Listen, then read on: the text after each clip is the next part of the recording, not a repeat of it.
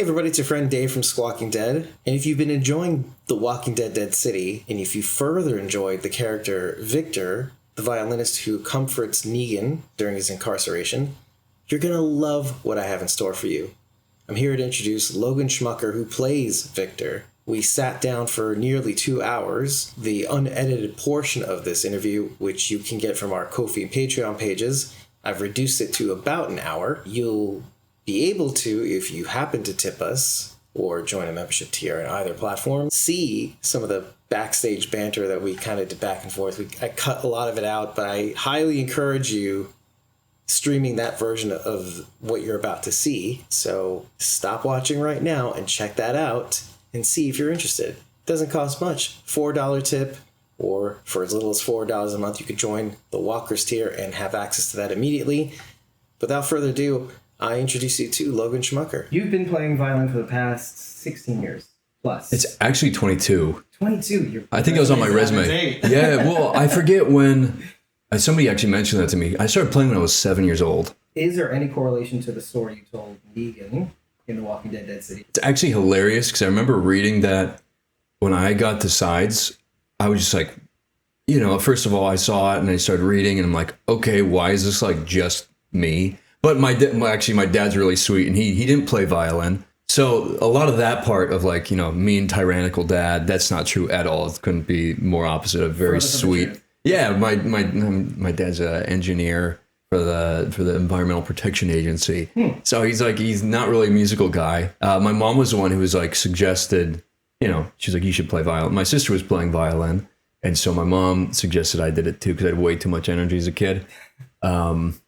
So I started practicing, and for the first couple of years, I actually did hate it. So that's pretty easy to channel. I was buzzing off the walls. So how do you sit still and like practice this really methodical instrument? I mean, it's funny. Yeah, when I went to my second teacher, I remember it was in like Streetsboro, Ohio. This is actually a cool story because I remember it was like we were 45 minutes late. It was a rainy day, trying to find this guy's place in this like residential area. Finally find him, and super nervous because like. I was very anxious with violin playing. We get in super late, we play for him, and he's like this Bulgarian guy. Incredible teacher, actually. I just wrote him a message the other day and like thanking him for all the, not just like I have to do one thought at a time, but basically, I played this piece called The Elves Dance for him. And I remember there was like a minute of silence and he was just looking at me through my soul.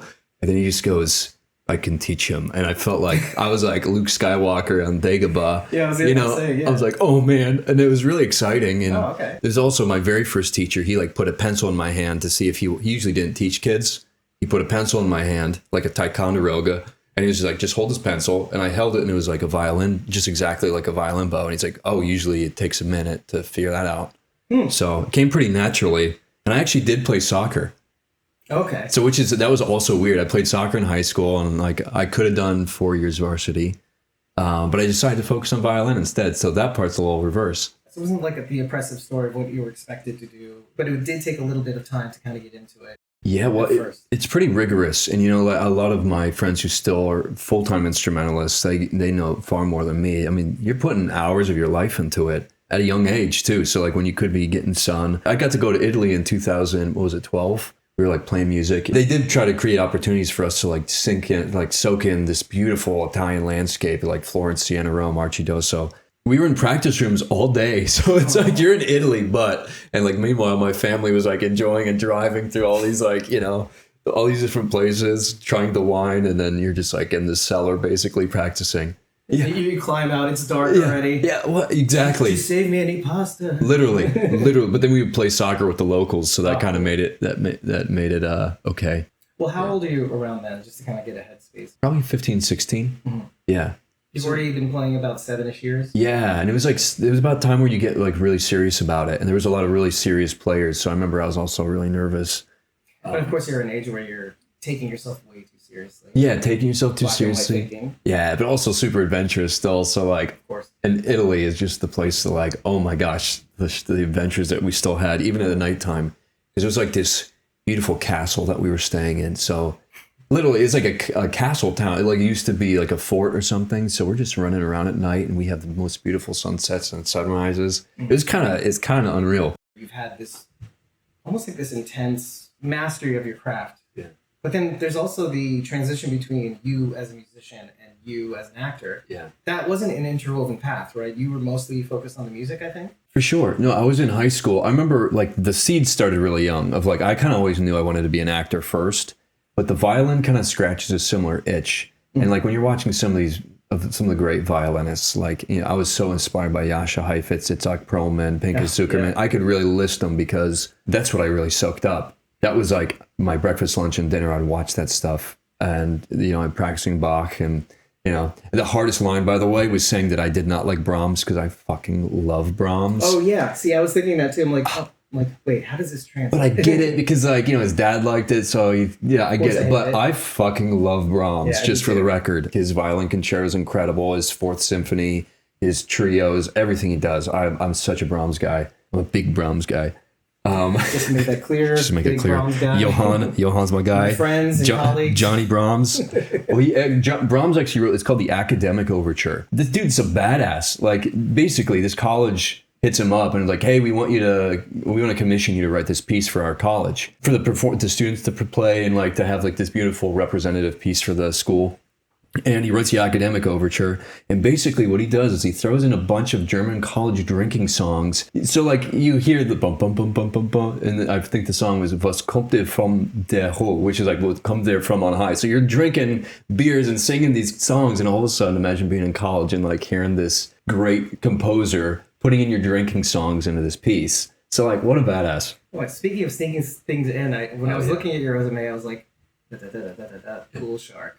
Oh yeah. Oh, now we're talking. Sneaky. Well, you so you Is never that like a litmus test for people who are like, you know, did they catch that? Well, you never know, and you know, I because like, you know, when your business of acting classes that you take, they're always like show your sense of humor too. And at the time, you know, I was living in Bushwick, hitting up all the bars and playing pool until like 3 a.m. When was that? What year? Pretty recently. Like I just moved out last November.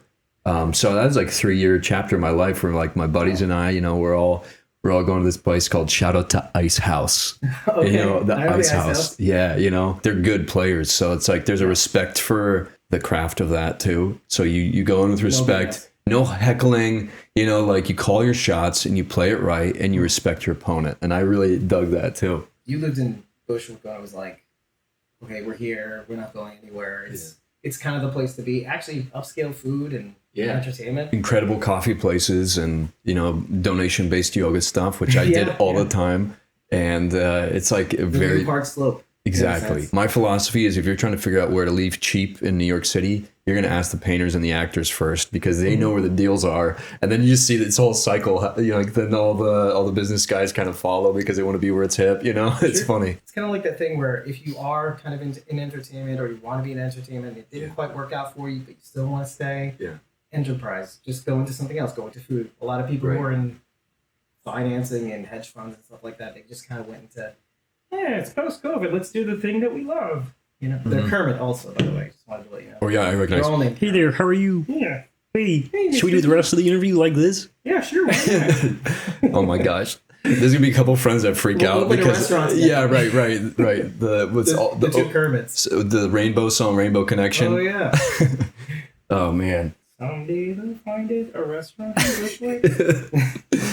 Honestly, people would flock. And like the bartender, all the servers are puppets. Yeah, they're all Muppets. Yeah. Rolf the dog who played the piano. Oh my gosh. I think we're onto something. Exactly. You went to the American Academy of Dramatic Arts. Yes. AADA. A lot of people go AMDA, and you're like, no, it's close. American Academy of Dramatic Arts. I think they'll appreciate the like triple enunciation of it. Oh yeah, I saw that. Incredible school. Like, thank God for that place. To hit on the acting piece, which we didn't really get into just yet, but the Academy Company in New York, tier conservatory program, obviously with music. Where did you get into the acting portion of it? So in high school, I was in the pit orchestra for Pirates of Penzance. Cool. I remember I looked up and I just saw everybody dressed as pirates and like singing with cat-like tread. With cat-like tread upon our way we steal. They were having the most fun ever. And I watched the movie with Kevin Kline. And I'm like, this is kind of what I want to do. So that kind of spread, that planted a seed in me.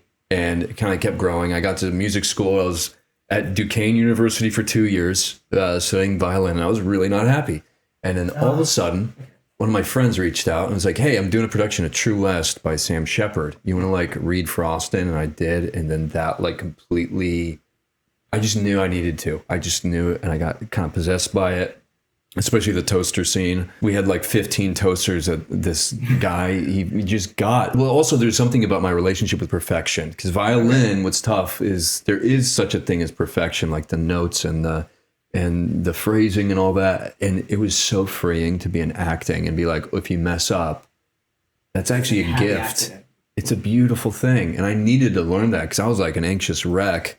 I see. So like in terms of the violin, when you mess up, it's more noticeable. When you act and you mess up, it's like, well, you can be coached or not jostled in the right direction. Almost makes you a better human being. Whereas if you mess up, there's no being a better human being. Like you freeze, you freeze, and you're like, oh man, I failed. Blah blah. It's tough, and I know a lot of musicians like struggle with that, and there's a relationship with. I think a lot of them have had way better coping mechanisms than I did dealing with it at the time. It was just really tough because it was also sometimes it's like your whole identity. Yeah, I just felt like acting just opened me up. I actually learned how to breathe. I don't know if I knew how to breathe before that. The kind of belly breath. Yeah, diaphragmatic. Josh Moser, voice and speech. It's usually up here for you. Right. It's here. And then you get used to the diaphragm and you're like, oh my gosh, this is how you actually relax in life? What? From working out to being a human. Yes. Just breathing either from your diaphragm or just from your stomach. Just feeling your stomach breathe in and out. Yeah. What a revelation. When you know how to breathe, you can like release thoughts that aren't true. Yeah, and that's the whole other side of it. Yeah. Right? Now that I know I can breathe, there's more room for this. Yeah. And to kind of like space. Really, marinate in that moment. When you don't, and you're playing the violin, let's just say. It's like there's blinders. Oh yeah. You can't see past the moment. Yeah. And then the mistake, it's like literally going off the rails. It's like literally just taking the train, and there's no Spider-Man to catch it. Undoubtedly, music opened a lot of doors when it came to acting. Mm-hmm. Did you feel like acting, in a sense, the pressure was off?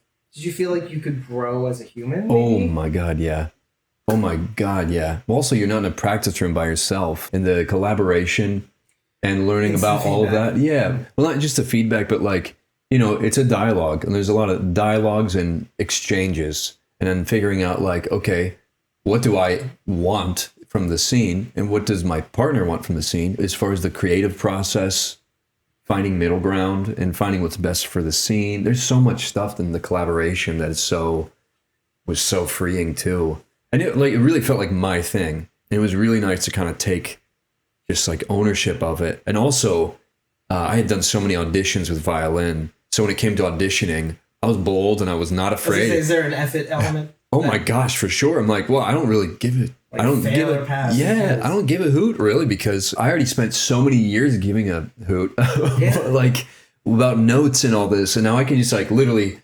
And I had incredible teachers at school too that helped to reframe a lot of this. One, you're solving somebody's problem when you come into the room as an actor. This is your time still. So you bring them to your space. And a lot of the synapses were just really clicking for me. Stuff that had been like lessons building up in violin that were finally like, okay, I understand it now. The video guy, he does a bunch like basketball videos. Okay. He does like trick shots and he like misses it. And then he's like, I understand it now. And then he just like sinks them. Michael Satrazemis. Of course. He said, the actors are merely a link in the chain. But then you have the people behind the camera, in front of the camera, above the camera. Yeah. To hit on what you were saying before, it does take a lot of the pressure off of you, because when you're playing, let's say solo, it's all when you have that distribution of the performance, knowing that everybody's putting their energies to making this one thing work, that does take the brakes off of you as an actor. For sure. 2 thoughts on that too. Good. One, absolutely, all of that. I graduated acting school and the conservatory thing in January 2020. Right. So right before the pandemic. So an opportunity like this means something really different after, years of having to do other things to like make it while the industry is still coming back, and honing your skills and learning how to be in the world as an actor. This like new normal thing. Yeah, right. And also like it was so odd even just getting back into it. Like it was literally kind of the only thing that was like illegal to do in the world. You can't do theater because you're not 6 feet apart from all the shitty gigs that you do that you're like, why? I invested in myself to do this. Why am I blah, blah, blah, the bartending, the countless hours of PA stuff. When you get to a show like this, where everybody's known each other for years and they're like family, and like Michael knew everybody, like they've known each other like aunts and uncles and cousins, and it's like this beautiful dynamic. There's so much more of appreciation of realizing everybody is also kind of like not standing on the shoulders, but the amount of people that are supporting them in their journey. And you see like the thousands of people really connected to the show in a day's work. It's really humbling. And you're like, okay, I can just do nothing but do my best because everybody's doing that here. And there's so many people that support them and families connected to this. It was really like humbling and beautiful. It's good to be able to like see it from that lens. Well, a different kind of production. Yeah. So it's not like the only time you've done movies. And No. Have you done any TV prior to this? I did like a TV movie.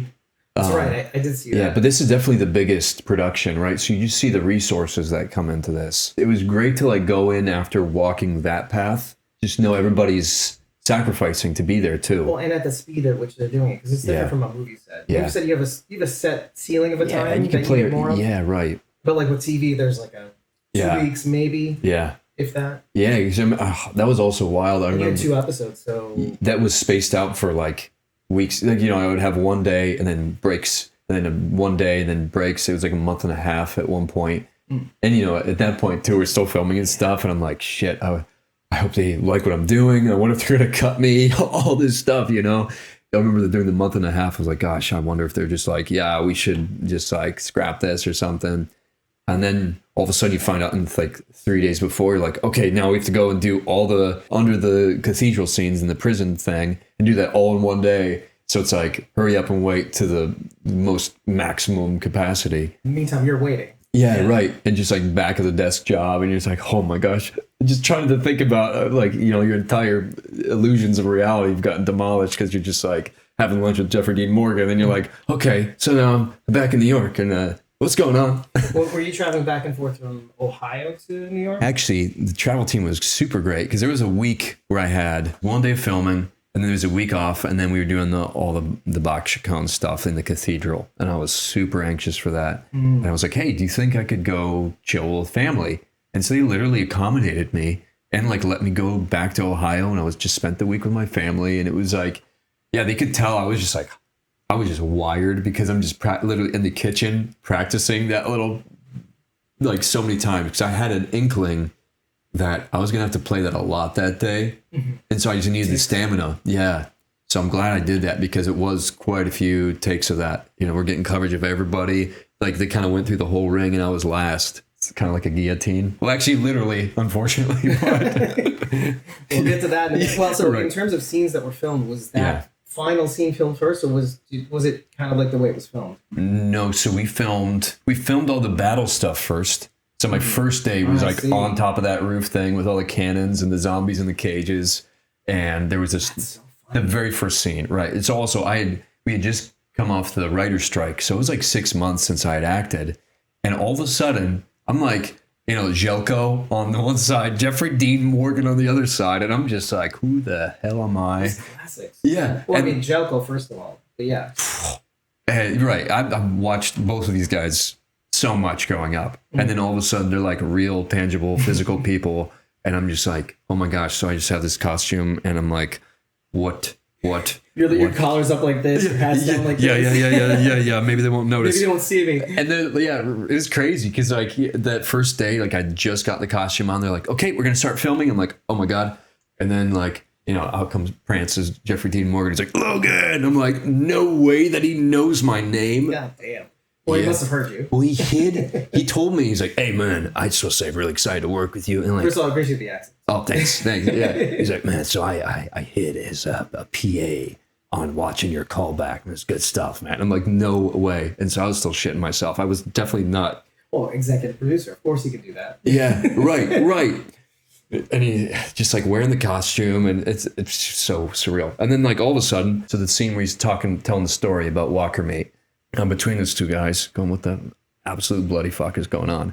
And the entire crew is like watching us too. That was also Jeffrey Dean Morgan's first day back for the season. But like I said, he was cracking me up the whole time. So I was like, it put me at ease because I was like, oh my God. I'm sure he noticed me just like pale as can be. Here's what I noticed. I noticed you were just like, yeah, Ooh. But I Yeah. have to say that worked in your credit because that was one of the things I noted in that. It wasn't as though he was a saintly character. He knows where he's at. And Yeah. There's that sense of modernism. This is where we are. Yep.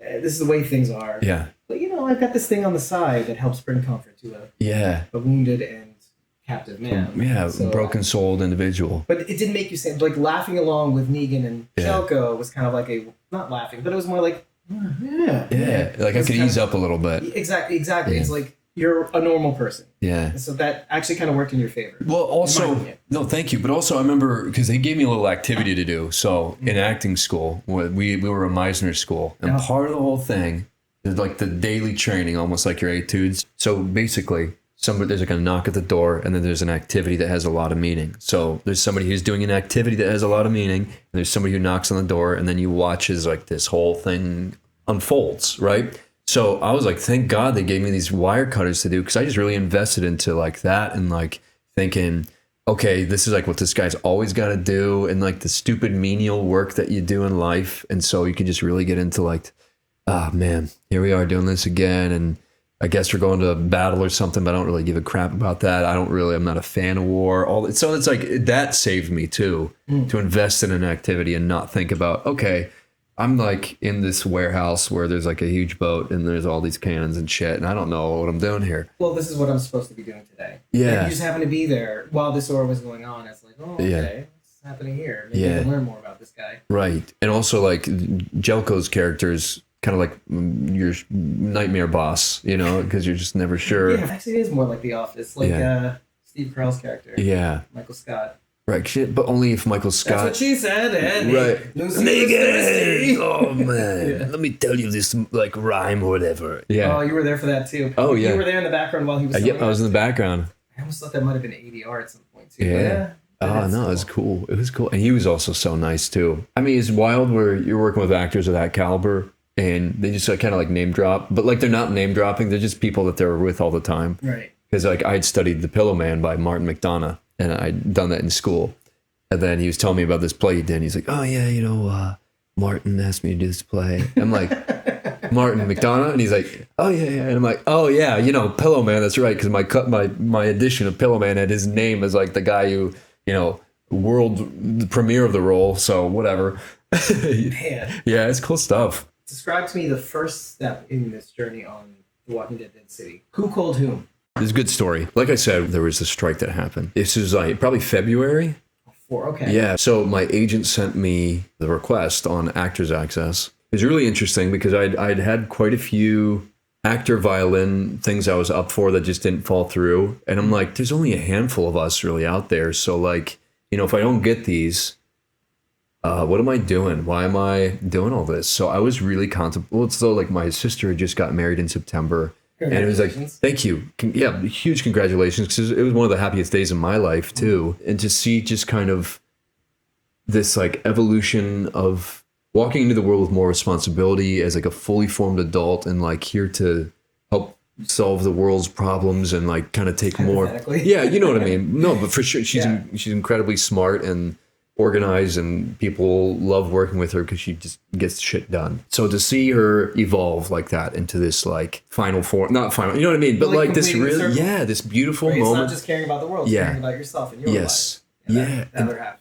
Yeah. And so to see that, and then, I'm still acting, and I've had some pretty big gigs, but it was just, it's also a little bit brutal. So I was contemplating whether I was going to keep doing it. And I'm like at this temp job in Dumbo and just kind of focusing on health and simple things and all that. And then Dead City came in, and I remember I read the script and I was like, violin playing soldier, and it was just a couple sides and it didn't say names or anything like that. I'm like, okay, I really like this. This is cool. This monologue is actually kind of me. So it's not even just work, it's just like, this sounds right up my alley. Yeah. Okay. It was great. And, they specifically put some violin piece names in it too. And I remember they put the Partita No. 2 from Bach, which is in D minor.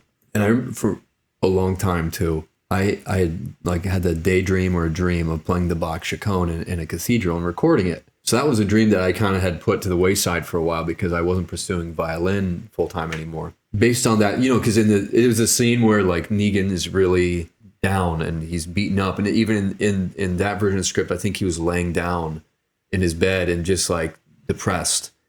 And I just thought I should do the part in the Bach Chaconne, which is also the partita number 2, but it's when the D major part comes, because it's like, this is the ashes of immolation and despair. There's like a little spark that kind of starts to bring hope. Ember. Yeah. And I felt like that part was always like the ember from the ashes. Yeah. And it's just hope. And it just sounded like hope. And I remember I played that one for the tape. And then I didn't hear anything back for like a week or something. It was a longer duration. Tuesday, I got an email. They're like, hey, tomorrow, can you do a callback? And then I'm like, okay, I'm calling out of work. All right. And then everybody was super flexible and lovely, and they took care of me, and it was really sweet. And so I just go back. And it was actually really ironic. That day, I had a black leather jacket on that I just found at L Train with my friend Henry. And my sister, the one who just got married for my birthday, she went to Peru for her honeymoon. She got me this red scarf, cashmere Peruvian scarf. So I had a black jacket with a red scarf on. And I got back, and I should have been so nervous, but I was so calm. And I got on the Zoom, and it was like Eliezer Rene, Michael Satrazemis, a lot of the executives of this thing, and then those 2 PAs, who I later would find out was both Jeffrey Dean Morgan and Lauren Cohen. And I'm like, no way. But so they're all watching. Videos are off? Or, yeah, their video was off, and you just said PA. Yeah, but it's so funny. I mean, imagine. Pretty funny. Like, but thank God they did that, because if they were actually there, I'd have been like, what? So, and it was Christine Comer casting, and thank you so much for this. Oh my gosh. So we did the scene, and they gave some notes, so we did it again.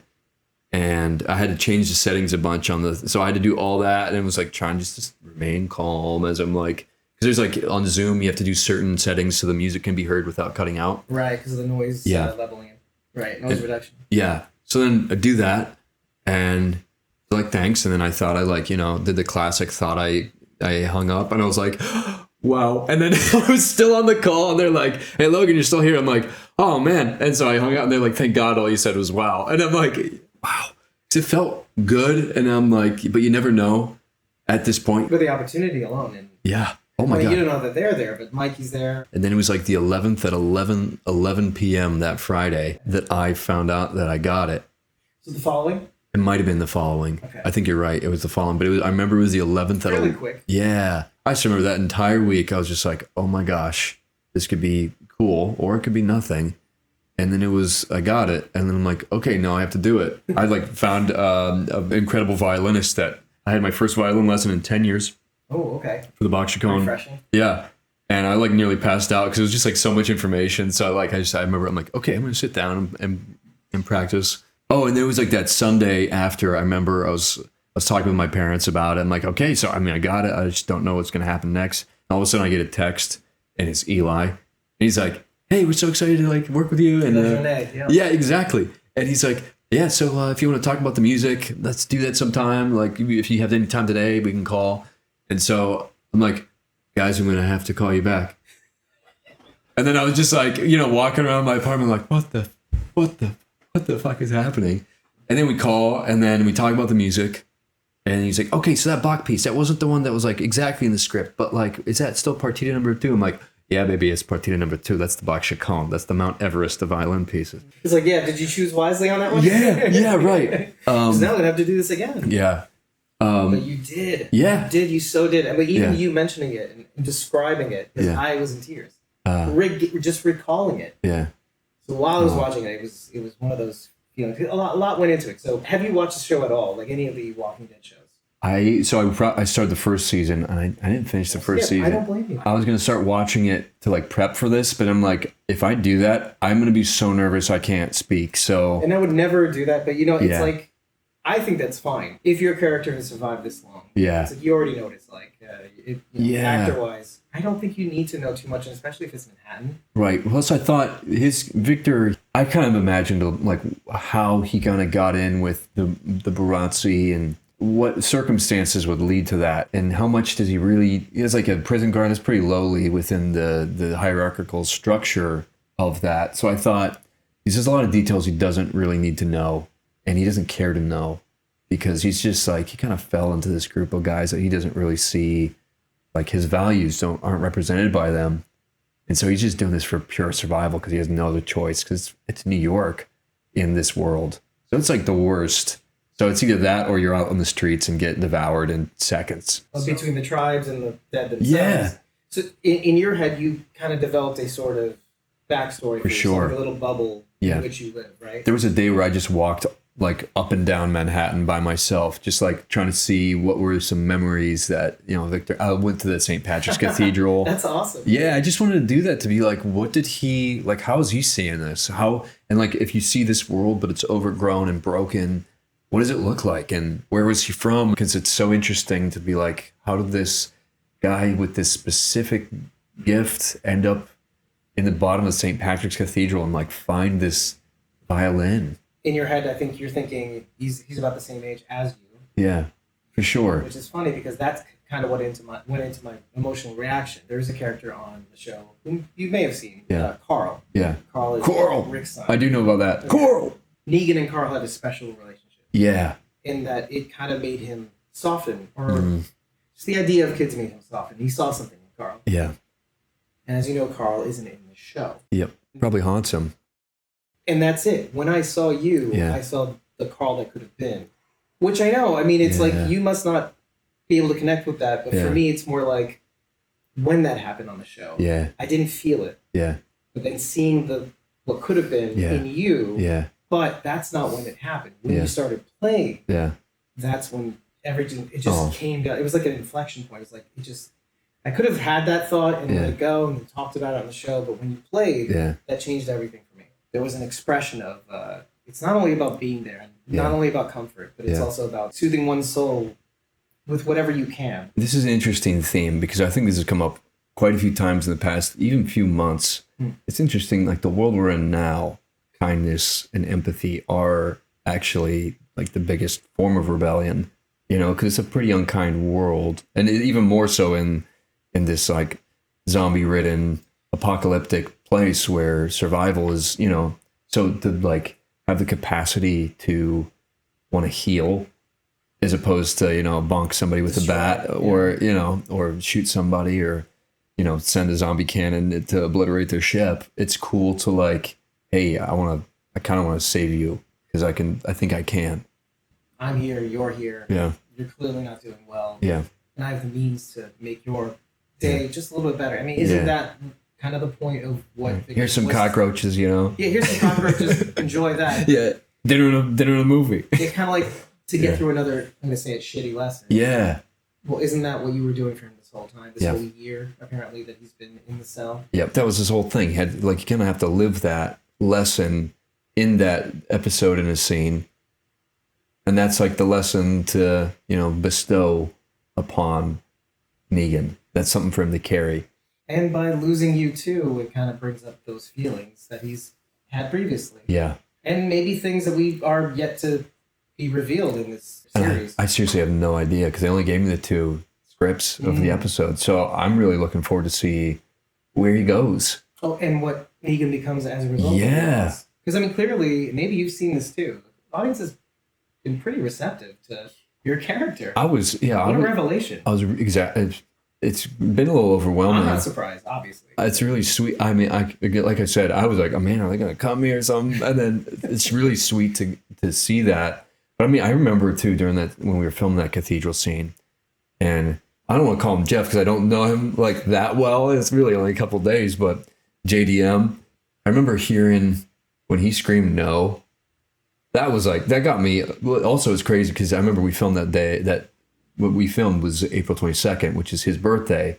Oh. It's also my grandpa's birthday. He passed when I was in high school. And it was just so surreal to have this weird also connection. You know, my grandpa was older than him, but you know, it's just to hear this, it was from his soul. And I remember I knew exactly which one they were going to use because that one was like affecting. And it's just like, this poor guy, how much more is he got to endure? So you felt it. Oh, yeah. In the moment. Oh, yeah. Well, it's also like, you know, when we're like doing all those looks to each other.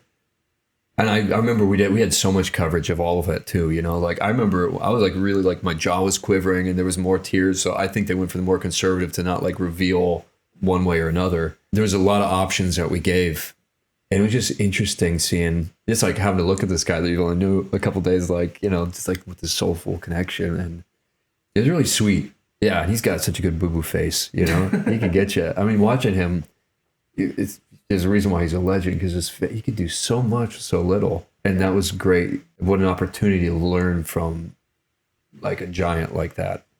Yeah. He's pretty tall, but yeah. Literally, yeah. Yeah. Did you find yourself spending a little bit more time with JDM to kind of prep for that eventual, because you knew it was coming. Yeah. Obviously almost immediately. I think we talked quite a bit, but also within the day, there's so much work and stuff going on. So I'm also trying to be mindful of, because he's not just an actor, he's also a producer on this. You also don't want to be too like hungry for it. It's a lot of focus that it takes. So I was trying to be mindful of like giving him space. And also I was trying to stay within my own, there's like a private space that you get into where it's like you can just kind of be in your own world and stay within your own tempo. So you could bring your own like wavelength to the story. I think there was also like a mutual understanding of that. I really felt like we both kind of need a little bit of, but he was talking with his buddies and Michael and people that he's like, his family in this show. So, I was trying to be mindful of that. How was it like working with Mikey? Did you feel like he needed to give you a bit more energy or a little bit more direction? Was he more hands-on, or was he more like you're killing it? It was a good mix of both. He was so good at reading when to give a little taps, especially because I could probably sense when he could sense my nerves. So he would just give me a little thing to focus on. Yeah. There was one time where we're doing the scene where I'm like, Victor's uplifting Negan, and he's like, "That's your dad. This is like your chance to like, to like, find some closure there." It's interesting how all of that, he would do little notes like that. And then also other times he'd be like, "Okay, great, we got that. So you don't need to do that one again." And because like I remember there was a couple, he has a way of kind of saying that in a way that's like, "You did good." Yeah. Well, it also like stop. He's got so much to do too. Yeah. So like at this level, you're kind of like the directors. It's not the director's job really to direct. They hire the actors because of their intuition, and you hire people for their instincts, and you let them rip, and then you just kind of gently guide them. I felt like he was really good with like, let me do the thing and then be like, "Okay, all right, but remember, you're scared of the Croat because he might fucking kill you." So, and I'm like, "Oh yeah, right, okay." Because like, also it was tough because Jelko's such a nice dude, and like that scene where they're telling the stories, I just wanted to be like, and then he's like, "Yeah, but remember, he can like fucking kill you at any time." And you're like, "Yeah, right, so thanks." you have to pretend to go along and right. That's kind of like what I was picking up as well. Very good, thanks, Mikey. Yeah, right. So he was like really good with getting that. And yeah, it was funny, like there's some stuff that we did that like didn't make it, as in like not dialogue or anything, but just like when you're building that like unspoken camaraderie with characters. I remember because one time the Croat, when he came up, he's like, Negan. He like slapped him on the arm and he told that whole story. And at the end of that scene, I like did the same thing, but in like a playful way. Yeah. I'm like, what a weird guy. That didn't make it, which is like, it's great. Because we also did this mount. There's like, I saw like a fan edit already on YouTube, which is like, that's weird. It's new for you, isn't it? That's a new thing. Yeah, but it's cool. It's weird, but yeah, it's cool. And it's just like, it really like had all these close-ups on what we were doing. It was cool to like, we didn't know each other that well, but we're like syncing certain things. That's why you're working with a good actor, when you guys just like can create unspoken relationship. Imitation is the highest form of flattery. Like if you're both kind of like monkey see, monkey do sort of situation. Like you're both on the same wavelength. This guy's kind of crazy. Yeah, another thing that JDM said when he first saw me, he's like, "Oh man, I just remember thinking, man, you're like a younger version of me." I'm like, holy shit, that's like high praise, but I don't know about that. Given the facial hair. Yeah, I was so hairy because they were like, just grow it. And I don't think they realized like it could go up to here at this point. I'm like, please let me line it up at least. No, we were like, that was like the tag to what we were saying about how, this guy's a normal guy. He's not like a saint. Like, no, I wouldn't do that. Yeah. No, he did participate. He did kind of have this camaraderie. He's like, he knows where he lives. Yeah. But then we said, and he's also unkempt. Oh, yeah. He's got this basic neck beard. Well, and when I don't shave a little bit here, it kind of goes up a little bit. It goes all the way up. I'm like, oh, no, it worked in your favor, especially when you're talking about Croatians, the Boratsi. And all that stuff. Right, neckbeard guy from last season. I remember that one. Exactly. He's like, "You're distracting everybody." Yeah, I remember seeing that. How was it like in the chair? Like, what was involved in sure the VFX done for the neck explosion? Yeah, I mean, that was all interesting. Neck geyser. Yeah, the neck geyser, right? Old Reliable. It was interesting. So in my mind, as I kind of rehearsed all of that, I thought I'd be standing. So on the day, they're like, "Hey, here's this like throne." And I'm like, "Oh my gosh!"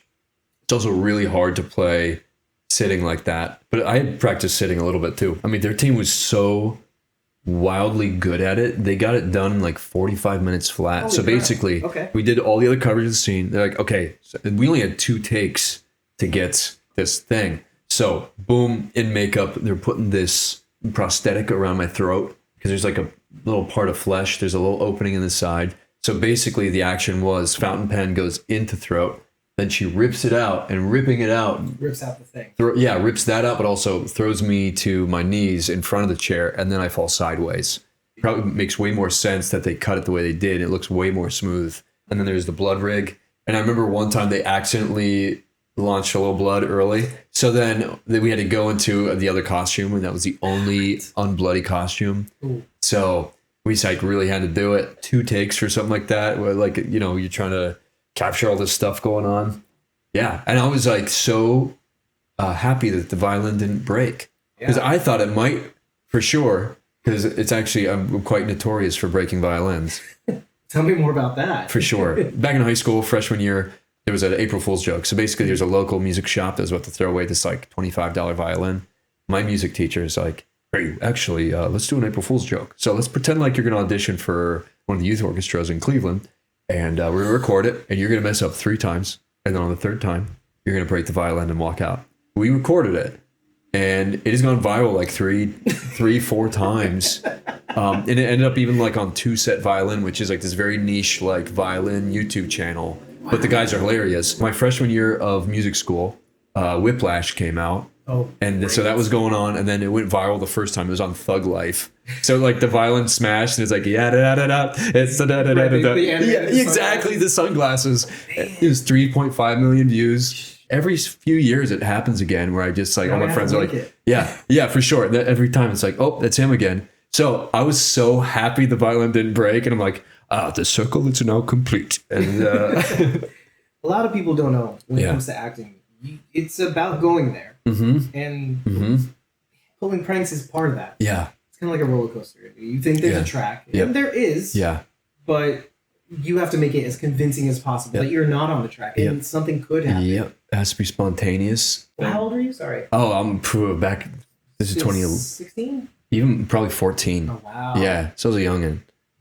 No facial, no beard then. Was that before you saw the performance or after? I think That this was after. Oh, before. That was before. That was my freshman year in high school. So that was maybe this was it. Maybe you're onto something. Yeah. I wanted to open the possibility. Yeah. To you seeing acting as a form of that, Well, but without all the craziness. Yeah, I did some like acting in middle school, and that was super fun. But I think you're onto something. I buy it for sure, because it was fun, and like everybody like knew. Well, the reward of the prank and it going viral. Everybody in high school knew about it, and they're like, "Oh, violin prank guy," and everybody would see it. It's like on YouTube, Logan smashes violin, and like it's so wild. Yeah, and thank God the violin didn't break, because they literally sent it to me, and I have it to this day. Is it of any value? Like in terms of hard value, that violin in particular. It's pretty good for basically. I think they had to buy a couple of them, right? So you have your hero prop, the one they actually use, and then they had a couple other ones.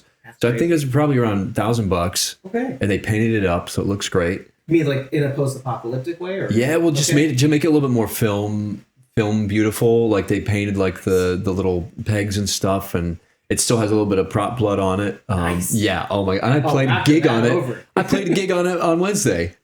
Yeah, that's so awesome. I'm like, I still do that. It's super fun. And I have an unofficial name for it. And it's actually my mom's idea, but Ethel.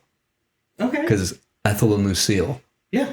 Ball. Yeah. Yeah, right. From the Ethel Merman, Lucille Ball. I Love Lucy. Yeah, exactly. So I'm like, it kind of works. She's sassy. She's sassy, and she got a little husky voice, you know? Yeah. She's not taking any shit. Yeah. Lucille's the bow, right? Yeah. Well, Lucille's the bat. There you go. Yeah. Oh, there's a picture I'm going to post tomorrow. It's like, because I got a picture with Lucille, but holding the violin. And it's like, cool. I wonder how this is going to sound. Yeah, right. And then like electrify myself. Exactly. Oh, yeah. I feel like you've been hustling. You reach the point where like, I don't know if it's working out. I totally get that. I feel that almost every day. Yeah. But oh man, there's that Conclave movie. Okay. There's so many quotes from that movie that were incredible. But it's that monologue that Ray Fiennes gives where he's just like, we need a pope that has a doubt. I'm not saying I'm going to be the pope at all. I'm just saying like, within all our lives, there's the doubt on the path of faith. Right. I feel like I've learned so much about faith from the acting journey. Faith in self, faith in the universe. If your intentions are good and pure and you want to do something for the love of it, things will like unfold if you're listening to yourself and the universe, despite the doubt. And you have to be really connected to yourself. It's almost the opposite problem of music. Yeah. Because when you're not in the concerto or in the solo. Yeah. Good shout, concerto. Just like, oh yeah. Come on. Yeah. It's just you playing and you feeling it for yourself. Yeah. It's just you and your violin. Yeah. Whereas when it's acting, Yeah. the silence is almost crippling. It's like you're putting everything out on the table. Yeah. And screw it, F it. This is Right. like I know what you were saying before. Like, Yeah. It's like who cares, win or lose. Yeah. But then it kind of wears on you after a while. Because it also feels less rebellious when it comes to self tapes. Like as in when you're like having to act, direct, light, produce, do the sound, edit. The new normal. Yeah. Right? So it's all you, and there's not always energy coming back. So that's where it gets a little tough. Feedback, right? Yeah, because you send it out to basically you send it to the cloud and nobody really knows what the cloud is. And then you just look up at the sky and... Tree falls in the forest. Yeah. It really exists. Yeah. And then you're just like, okay, did this do anything? It's like Guildenkrantz, Rosenstern are dead. Like, you feel like kind of in this limbo a little bit because you're like, okay, does this action have any cause or effect? Have a reaction. Yeah, right. Exactly. Yeah, Newton's laws. Why I say it's the opposite problem because once you're there, all right, let's work. Let's do the thing. Yeah. And give it's all everything. Yeah. Give everything. Whereas before, it's like when you're there, when you're the concerto, it's intense. Yeah. It's almost enough to throw you off the rails. Right, because you're right. It's like you're unicycling on a tightrope. Yeah. On 4 tightropes with violin because like fiddler on the roof. Well, I was going to ask you about that too. First of all, great image on your website. Oh, thank you. Right, thank you. Fiddler in the Roof. That was just this past summer. Right, was that in Sacramento? Sacramento, Broadway at the Music Circus. How was that? Oh my gosh! And have you ever been to Sacramento, West Coast at all? That was my first time in Sacramento. Okay, it was like 120 degrees every single day. But they had us in hotels and they were so like accommodating. Yeah. We were super air conditioned, but they also ended up shuttling us because part of the reason why they chose that hotel is because the theater is just right down the street so you can walk there. Easy peasy. I kind of understood why there's a certain lilt to Californian walks because the heat is so absurd. You feel like you're kind of melting down the street. Wobbly. Yeah. It's like, hey man, whatever. It's because that's all the energy you can afford to give. Turning to jelly. Yeah, you can't really afford to give too many Fs because you just can't. You're running on a different battery system. You're just melting forwards. It was incredible. All the artists were so great. Is it outdoor theater or was it covered? It's indoor. It used to be outdoor. I got a lot of the stories from people who've been there for a lot longer than I have, and they were telling me about how it used to be outdoors and super hot and sweltering. But it's like it adds to the mythos and the history and the love of like theater, and it's in the round, and that was beautiful too because it's interesting because the fiddler's also kind of a symbol of hope and faith. Mm-hmm. So it's interesting to have these two back to back because I did fiddler actually after I wrapped Walking Dead. Oh, okay. So it was doing that and then right into fiddler. Ended June 6th, I believe, was my last day filming, and then it was probably a couple weeks after that where I was flown to Sacramento, but so it's interesting like carrying this. The song of faith and hope for different people. Because Tevye is really not super different. Well, that's crazy. I'm not going to say Tevye and Negan are that similar, but it's interesting playing sad songs for broken men. Yeah, exactly. No, I get that. Yeah. I did fiddler my sophomore year in high school. I was a fiddler, and I'd like walk down the stairs with the violin. And there's something cool about having that physicality to being. Yeah. You have to be the actor also while you're playing. But back then I had no idea about that stuff. I was just the nervous violinist who was worried about getting bum bee dum bum bum bum right. But this time it felt a full circle moment because I'm like, okay, my body's telling a story too. Mm-hmm. And what's that story?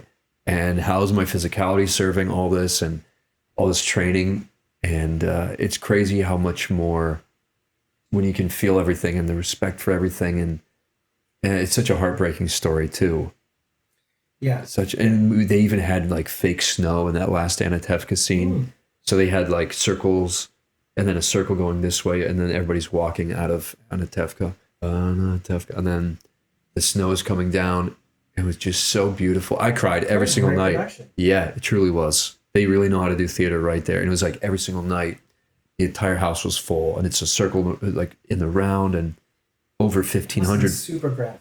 Oh my Wow. gosh! And this is a community that loves musical theater, and it was just so they're hooping and hollering for the song. Also, all of our singers were just the most gorgeous voice. Yeah. So hearing these classic, like my family had, even though they're not Jewish, but I've been hearing this music my entire life. So it's so beautiful to hear it done so not just like accurately, but full of expression, and all the actors were incredible. Did your family come out there? My mom came up. Yeah, my mom came up, and it was really cool for her to see because.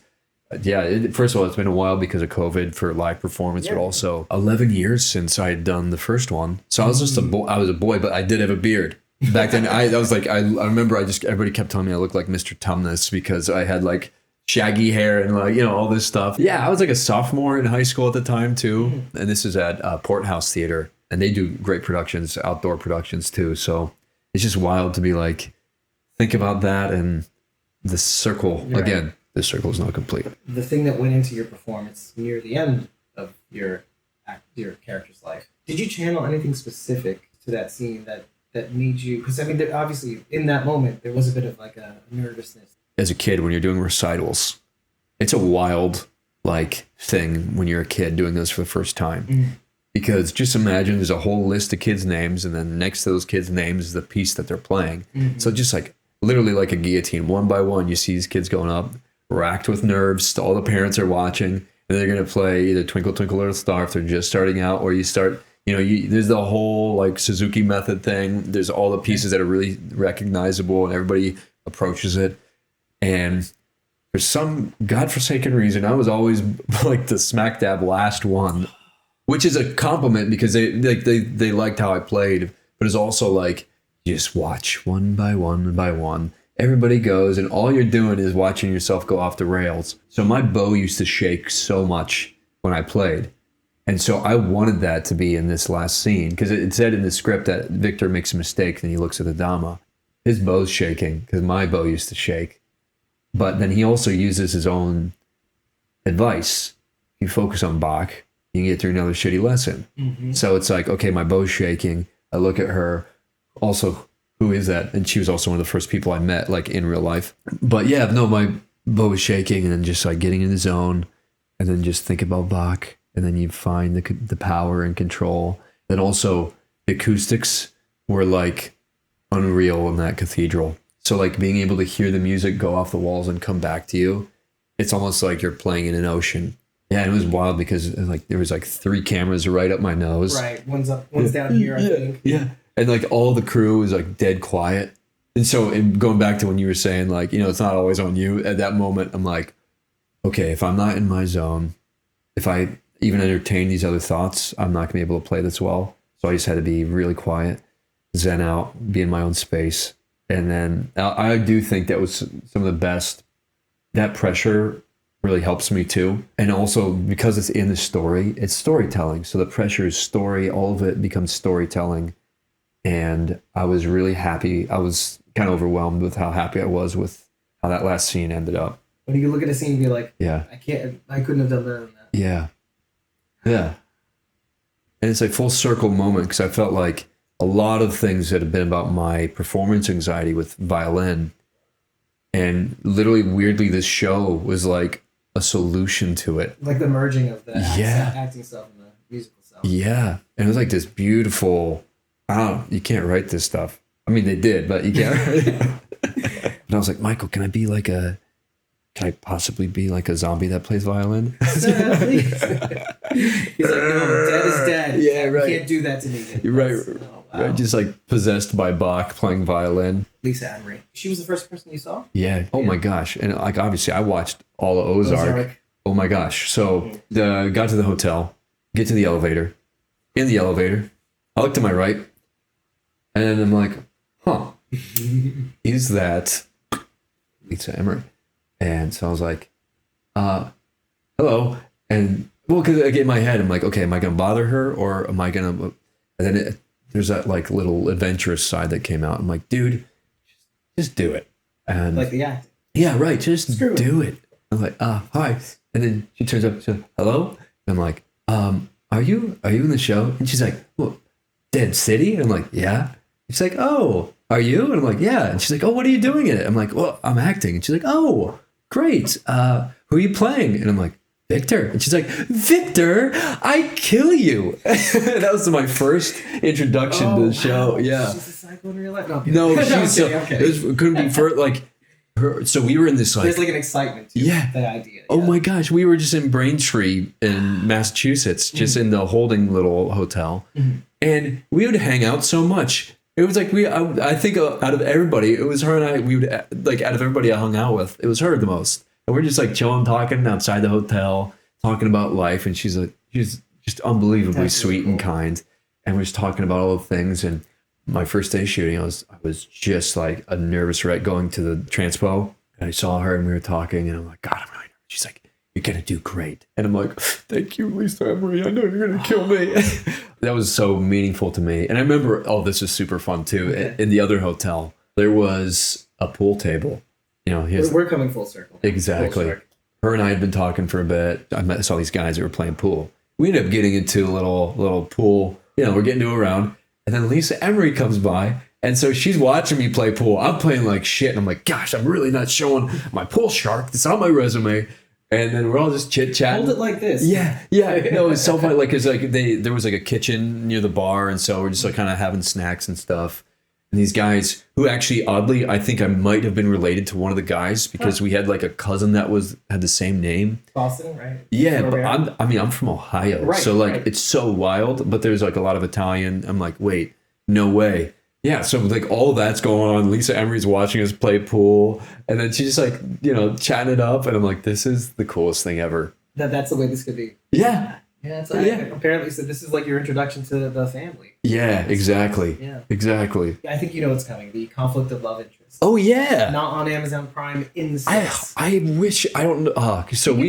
not Serbia. It's on... It's like Daily Motion. It's in. Oh, I think it is Serbia right. too. It's just fully on Daily Motion, but it's owned by Real One Entertainment. We filmed that in 23.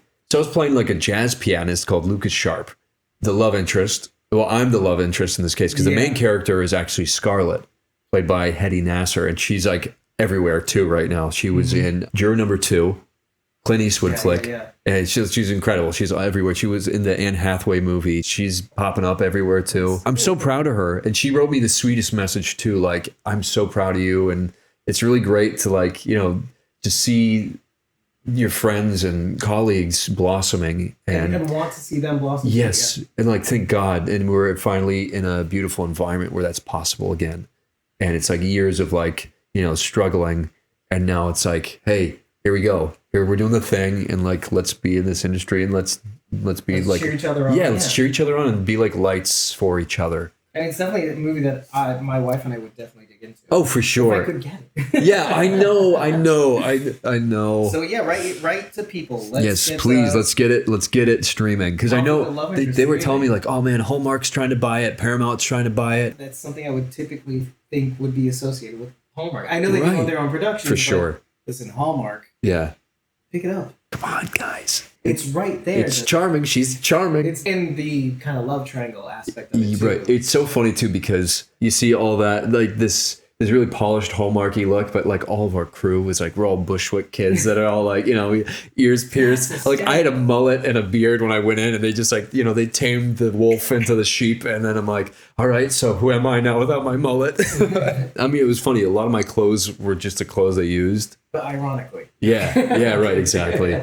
So many fun sequences though. Like we got to go Coney Island. We're talking Central Dumbo, Park. I think. Yeah, Dumbo. Literally, what's crazy is the last scene they filmed in Dumbo ended up being a year later. That's where my temp job was, right down the street.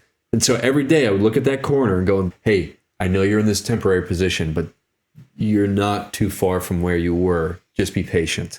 I took that as a moment of like, don't worry, do the work, do it well, take it day by day.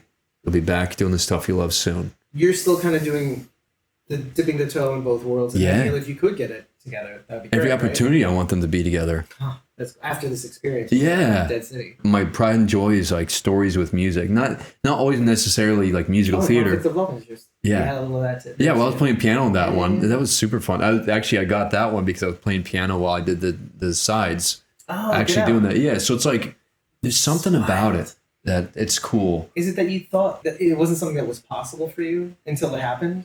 They're both Like really. sometimes you have an idea of like what Yeah. the future could be. Right. Or it's in music or it's in acting. Yeah, Oh, both? they're both demanding. So you have to really have a mastery of both to be able to like marry them. Because like what I really want to do, there's a lot of biopics of like musicians, violinists, and composers that I would love to do. You know, and finding those. It's like keep working towards that. Like there's like the Yasha Heifetz doing a biopic of him is like an absolute dream of mine. Shostakovich, he's this composer that lived during the USSR. Soviet Union. What an interesting period. And this is a guy that would like write music, and his Symphony No. 5 is particularly interesting historically because composers, if they weren't fitting within the ideals, were getting kidnapped and taken from their families, and their families would never see them again. Right, yeah. And so despite that, Shostakovich would be writing his pieces to like, you know, stick it to the man. And Symphony 5 has this ending where you can either play it ironically or you play it like a celebration. Right. Yeah. Well, you can play it really slow because there's like this quote that I forget who said it, but basically it was like, our business is rejoicing. So when you play it ironically, it's like da da da da da da da da da da da bum bum bum bum, and it's like kind of tongue in cheek. Yeah, because they're like making fun of like, okay, you want us to rejoice? Here's your stupid rejoicing. So it's cool. Do you have any irons in the fire that you can talk about? There are definitely some irons. I don't know if I can talk about that yet, but just the response from this has been opening up some doors. Fine. And I'm really excited to see what comes next. I just want to know that you're okay. Hey, I'm okay, man. No, I'm doing good. Let's touch on that fan response for just a minute. Has it been more on the positive side of that equation, and you've gotten occasionally some of the thirst trap you kind of? Oh, it's been so positive. It's Okay, so sweet, and like it's just, yeah, it's so surreal. I wasn't watching the show like that. Right. I did know that there's a huge fan base of very loyal, loving fans. Part of the anxiety is just like you just want. And also, it's the tough world that we're in, so you want to make stuff. I think this is also contributing to my like soul searching of things. I wanted to contribute to things that like help people in their day. If I'm not doing that, then why am I doing it? Like your character. Yeah, well, exactly. Like if I'm not doing things that don't actually help in like our, you know, then it's self-serving, and then why am I doing it? Maybe I'll consider other things or how I can help people. Like with your sister, you mentioned she. Right. Well, she's also a producer too. So it's so funny because we used to make movies when we were kids. Wild. You know, little short dumb films. Like one of them was called Wet Willie, and it was like a satire superhero movie. And this is like when we were 7 and like 10. Shoot. So this is like way back then. It's just really funny that I've found my way back to acting, and she found her way into like producing.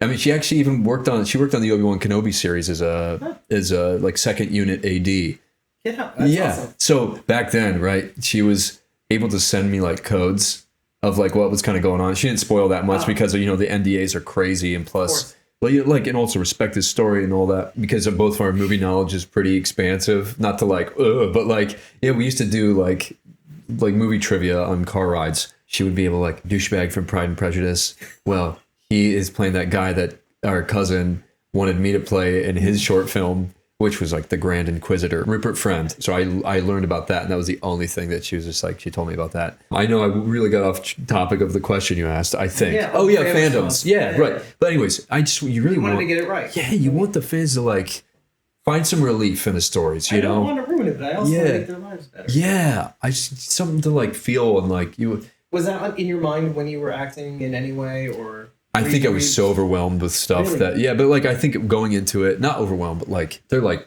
right here on your face. You have to really it reads everything. So you just want to be really like focused on listening and all that. It was the leading up to it that I'm like, because also it's a really special arc. It's a really special thing they wrote. And it was really personal to me.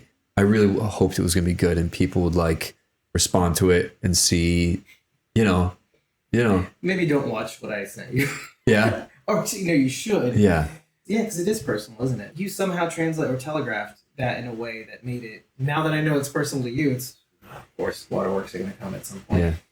That's very sweet. Thanks. It's kind of interesting though, isn't it? Like how it's super personal to you. Yeah. It's to help give comfort to someone who's been suffering. This universe is all about, you think the world you're living in is bad.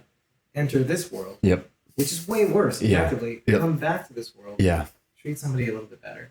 And I think we did it. Well, you did it.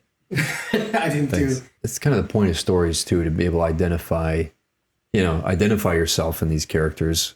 And it's like kind of why this show has lasted, because people identify and they can see themselves in the circumstances. Weirdly, like we're living kind of the same ish. Right. It's more symbolic. There's some people in life who just turn into people who just need to consume and are blinded by their consuming, which is like the zombie. And so we can identify with that. How do we not become the automatic consumers in life, which is zombie? Default. Yeah, default setting consumer. How do we like help each other rise above that? Yeah. And fight for whatever this light hope thing is that we, for some reason, conceive of in this other way that we strive for meaning and purpose. Yeah. And while we're still here, have an effect or an impact. Yeah.